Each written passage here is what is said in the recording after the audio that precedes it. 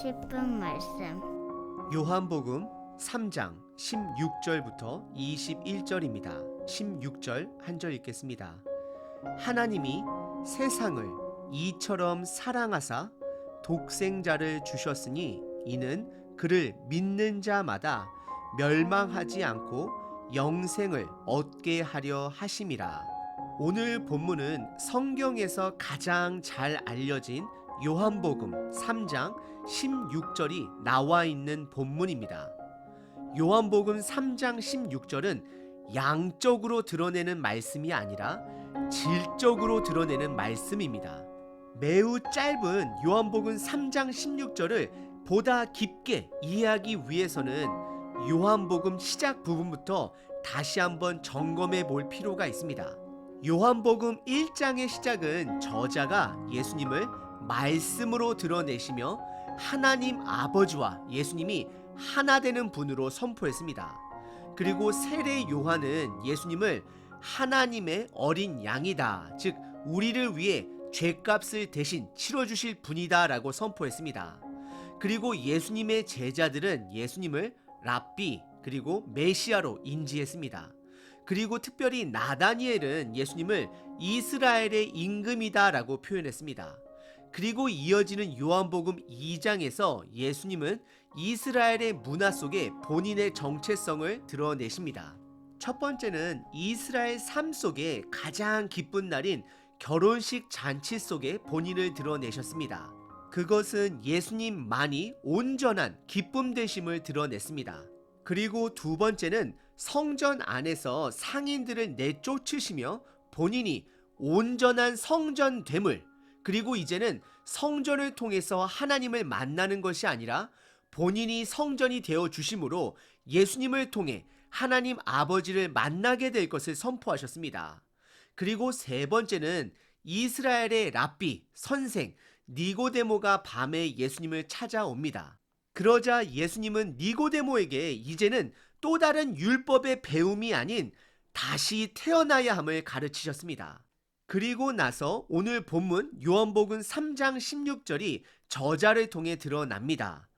하나님이 세상을 이처럼 사랑하사 독생자를 주셨으니 이는 그를 믿는 자마다 멸망하지 않고 영생을 얻게 하려 하심이라. 이것은 하나님이 왜 예수님을 이 땅에 보내셨는지에 대한 하나님의 답변인 것입니다. 하나님은 이스라엘만을 사랑한 것이 아닙니다. 분명하게 세상을 사랑하셨다라고 말씀하십니다. 하나님은 세상을 이처럼 사랑했다 말씀하십니다. 율법의 메인 니고데모는 하나님이 이스라엘만 사랑했다 배웠을 것입니다. 하지만 오늘 본문은 분명하게 드러냅니다. 하나님은 이스라엘뿐만 아니라 모든 세상을 사랑하셨습니다. 그리고 그 사랑의 표현을 유일한 아들 되신 예수님을 우리에게 주실 정도로 사랑하셨다라고 말씀하십니다. 우리는 여기서 주셨다에 집중하셔야 합니다. 하나님의 사랑은 말로만 사랑해야 하는 사랑이 아닙니다. 책임을 지시는 사랑입니다. 행동이 있는 사랑입니다. 그래서 그의 아들 예수님을 우리에게 주셨다라고 말씀을 하십니다. 하나뿐인 아들을 주신 것입니다. 우리는 여기서 구약의 아브라함이 본인의 아들 이삭을 바치는 이야기를 생각해 볼 수 있습니다. 여러분들은 여러분들의 자식을 누군가를 위해 포기하실 수 있으신가요? 불가능합니다. 하지만 하나님은 예수님을 우리에게 주셨습니다. 우리가 그것을 깨닫던 깨닫지 못하던 먼저 주셨습니다. 그리고 누구든지 그를 믿는 자는, 예수님을 믿는 자는 영생을 얻게 하기 위함이다 라고 말씀하십니다. 여기서 말하는 영생은 그냥 단지 오래 사는 것이 아니라 하나님 나라 안에서 하나님과 관계하며 영원히 살아가는 것을 말씀하십니다. 요한복음 3장 16절 이후 성경은 두 가지 설명을 추가합니다.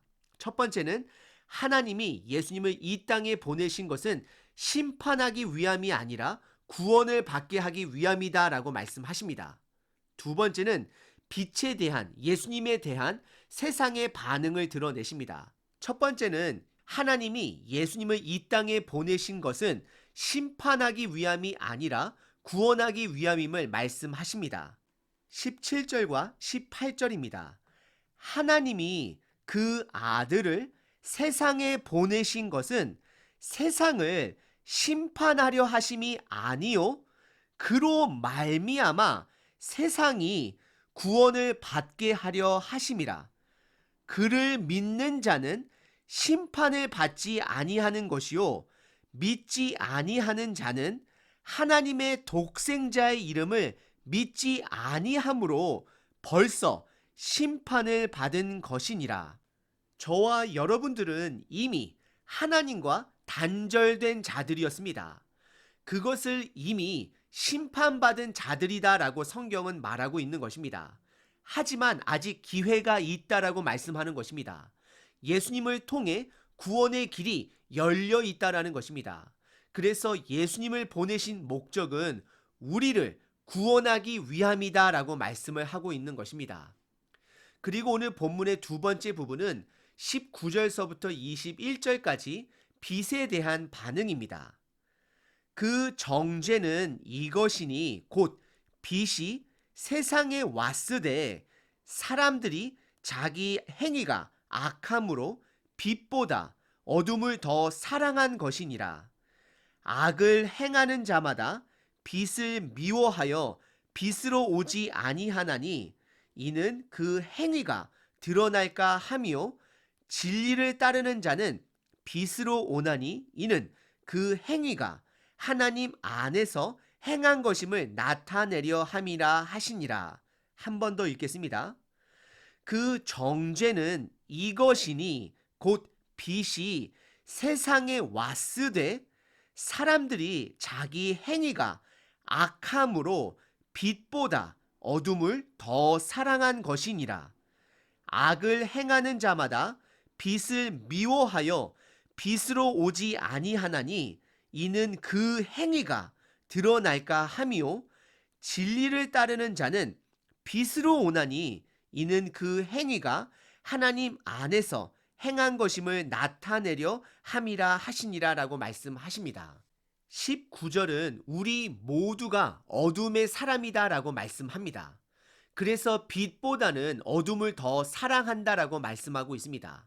그리고 20절은 계속해서 어둠에 거하는 자는 빛을 미워하고 빛으로 오지 않는다라고 말씀합니다. 왜냐하면 우리의 죄악이 드러나기 때문이다라고 말씀을 합니다. 그래서 21절은 다시 태어나야 함을 말씀하고 있는 것입니다. 이제는 부끄럽더라도 빛으로 나아가야 함을 말씀합니다. 그래서 다시 태어난 자들은 하나님의 은혜로 죄의 용서함을 받고 다시 태어나 말씀 안에서 하나님의 뜻대로 행동하게 됨을 말씀합니다. 이번에는 여러분들 빛 대신 예수님을 넣어서 읽어보도록 하겠습니다. 19절서부터 21절입니다. 그 정죄는 이것이니 곧 예수님이 세상에 왔으되 사람들이 자기 행위가 악함으로 예수님보다 어둠을 더 사랑한 것이니라. 악을 행하는 자마다 예수님을 미워하여 예수님께로 오지 아니하나니 이는 그 행위가 드러날까 하미요 진리를 따르는 자는 예수님께로 오나니 이는 그 행위가 하나님 안에서 행한 것임을 나타내려 함이라 하시니라 말씀하고 있습니다. 오늘 본문의 요점은 다음과 같습니다. 첫 번째, 하나님의 사랑은 모든 사람들에게 열려 있습니다. 하나님이 세상을 이처럼 사랑하사. 그리고 두 번째는 하나님의 사랑은 우리에게 예수님을 먼저 주신 것입니다. 독생자를 주셨으니. 그리고 세 번째는 그 목적은 누구든지 영원한 삶을 살 수 있게 하기 위함입니다. 이는 그를 믿는 자마다 멸망하지 않고 영생을 얻게 하려 하심이라. 하나님은 당신을 사랑하십니다. 그래서 예수님을 먼저 보내주셨습니다. 예수님을 만나시면 하나님이 당신을 얼마나 사랑하는지를 깨닫게 될 것입니다. 오늘 하루 그 예수님을 만나시고 동행하시는 하루 되시길 기도합니다.